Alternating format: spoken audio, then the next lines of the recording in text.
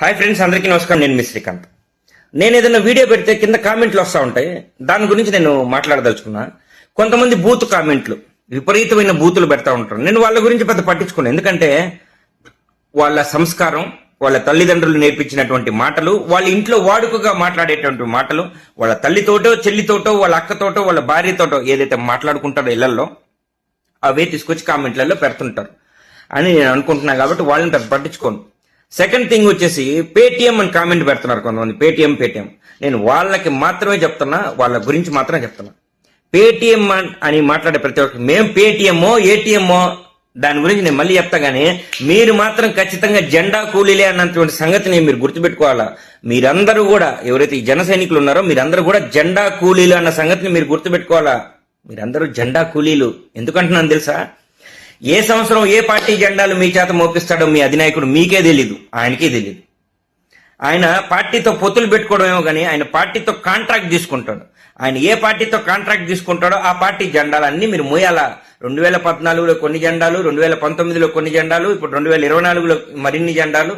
ప్రస్తుతానికి తెలుగుదేశం బీజేపీ పార్టీతో ఆయన కాంట్రాక్ట్ తీసుకున్నాడు కాబట్టి ఆ పార్టీ జెండాలు మీరు మీ భుజాల మీద మోయాలా.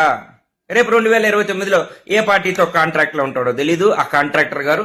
మళ్ళీ ఆ పార్టీ జెండాలు కూడా మీరు మోయాలి. కాబట్టి ఆయన ఒక కాంట్రాక్టర్, మీరు ఒక జెండా కూలీలు అన్న సంగతిని మీరు గుర్తుపెట్టుకోవాలా. మీరు జెండా కూలీలు. మేము పేటీఎం ఏటీఎం దాని గురించి మళ్ళీ మాట్లాడతా. మీరు మాత్రం జెండా కూలీలే అన్న సంగతిని మీరు గుర్తుపెట్టుకోవాలి. సింగిల్ గా పోటీ చేయలేనటువంటి వ్యక్తి ఎక్కడ సింగిల్ గా పోటీ చేయలేడు. 2019లో చేశాడు. పోటీ చేసిన 2 దగ్గరలా ఓడిపోయాడు.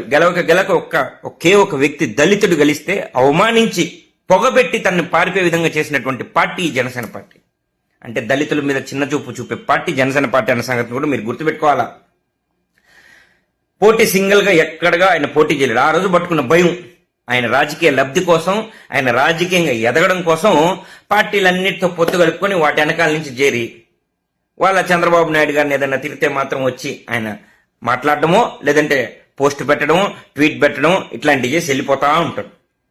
మరి పాపం ఈ జెండా కూలీలు పాపము వాళ్ళ బాధ వర్ణనాతీతం. పాపం జగన్మోహన్ రెడ్డి గారి గురించి మాట్లాడేంత దమ్ము ధైర్యం వీళ్ళకి లేవు. ఎందుకంటే పోటీ చేసిన ప్రతిసారి గెలిచాడబ్బా. By election MP record, India break అది. 5,40,000 పైచిలకు ఓట్లతో గెలిచాడు. 2 సార్లు ఎంపీగా గెలిచాడు. ఎమ్మెల్యేగా 3 సార్లు గెలిచాడు. ఎక్కడ ఓడిపోలా. అదే పవన్ కళ్యాణ్ గారికి జగన్మోహన్ రెడ్డి గారికి ఉన్నటువంటి తేడా. ఈయన ఫస్ట్ సారి పోటీ చేసిన 2 చోట్ల చిత్తుగా ఓడించారు ప్రజలు నమ్మకం లేక. మళ్ళీ 2024లో కూడా ఎట్ట గెలిచారు? ఒక 3 పార్టీల జెండాలు మీరు అందరూ మోస్తే జెండా కూలీలుగా మారి అప్పుడు గెలిచాడు. అది ఆయన పరిస్థితి. జగన్మోహన్ రెడ్డి గారికిను పవన్ కళ్యాణ్ గారికి పోలికలే. నక్కకి నాగలోకి అనుకున్నంత తేడా ఉంది. తర్వాత పాపము ఈ జెండా కూలీలు అందరూ బతిలాడుకునేటువంటి అంశం ఏంటంటే, టీవీకే పార్టీ విజయ్ గారు గెలిచారు, అది తమిళనాడు, దానికి దీనికి పోలిక ఏంటి? దానికి ఎలా పోలుస్తారంటే, మరి ఆయన సినిమా నటుడు, ఆయన అభిమానులు అందరినీ బేస్ చేసుకొని ఆయన కూడా రాజకీయాల్లోకి వచ్చారు. అదేవిధంగా మీ అధినాయకుడు అయినటువంటి పవన్ కళ్యాణ్ గారు కూడా అభిమానులందరినీ బేస్ చేసుకుని రాజకీయ పార్టీ పెట్టడం జరిగింది. కంపారిజన్ ఖచ్చితంగా ఉంటుంది. ఆయన పోటీ చేశాడు, వాళ్ళ ఫ్యాన్స్ తో కూర్చున్నాడు, మాట్లాడాడు, ప్రజలకి ఏం మంచి చేయాలా ఏమైతే అనుకున్నాడో అవన్నీ ప్రజలకు చెప్పాడు. క్షుణ్ణంగా మంచి రాజకీయ నాయకులు ఎంచుకున్నాడు. వాళ్ళ డ్రైవర్ కొడుకును కూడా నిలబెట్టాడు, గెలిచాడు. సింగిల్ షాట్ సీఎం అయిపోయాడు. ఇది వాస్తవం. ఇక్కడ అదే కంపారిజన్కి వస్తే వాళ్ళ అభిమానుల యొక్క వాళ్ళ అభిగతాలన్నింటినీ కూడా, వాళ్ళ ఆలోచనలన్నింటినీ కూడా తొంగలో దొక్కి ఈయన ఒక్కడే నిర్ణయాలు తీసుకుంటాడు. వాళ్ళందరినీ తొంగలో దొక్కేశాడు ఈ పవన్ కళ్యాణ్. ఖచ్చితంగా కంపేర్ చేస్తాం. ఖచ్చితంగా సినిమా నటుడు కాబట్టి కంపేర్ చేస్తాం. లేదంటే మీరు చెప్పండి, మీ అన్న సినిమా నటుడు కాదా, లేదంటే ఈ రాజకీయ వీటుడా? సినిమా నటుడే కదా. సినిమా నటుడు కాబట్టి మేము కంపేర్ చేస్తున్నాం. కాదు, మా అన్న సినిమా నటుడు కాదు, మా అన్న రాజకీయ వీటుడు అంటారా? చెప్పండి, దాని గురించి నేను మాట్లాడతా. సినిమా నటుడు కాబట్టి మేము కంపేర్ చేస్తున్నాం. ఎందుకు ఇన్ని లక్షల మంది వాళ్ళ జీవితాలు ఎందుకు నాశనం చేశారు పవన్ కళ్యాణ్ గారని మేము అడుగుతున్నాం. వాళ్ళందరి చేత ఎందుకు జెండాలు మోపించి వాళ్ళు ఎందుకు జెండాల కూలీలుగా మీరు మార్చారని మేము అడుగుతున్నాం.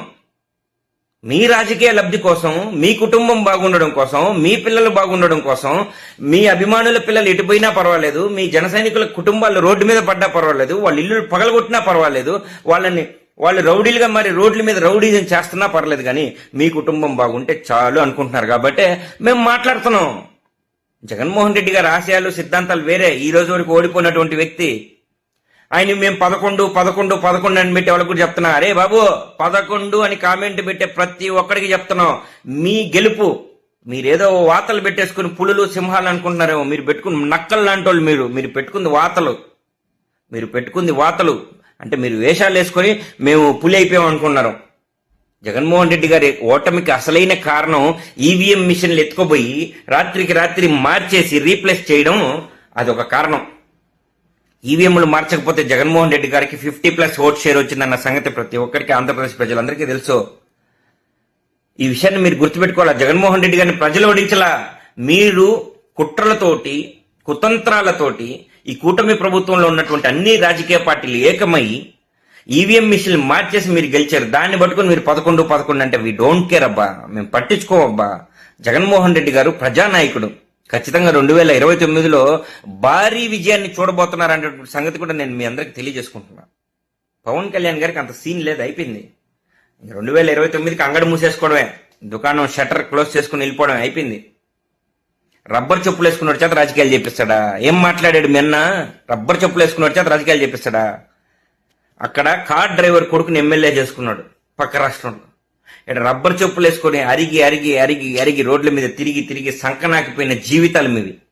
ఇదన్నా మీరు ఇప్పటికైనా రియలైజ్ అయ్యి ఆ పార్టీని వదిలితే మీ జీవితాలతో పాటు మీ కుటుంబాల జీవితాలు కూడా బాగుపడతాయని నేను తెలియజేసుకుంటూ నేను వీడియోని ఇంతటితో ముగిస్తున్నా. మరొక్కసారి పేటీఎం అని కామెంట్ పెట్టే ప్రతి ఒక్కరు చెప్తున్నా, మేము పేటీఎమో ఏటీఎమో తర్వాత మాట్లాడతా, మీరు మాత్రం జెండా కూలీలు అన్నటువంటి సంగతిని మీరు గుర్తుపెట్టుకోవాలా.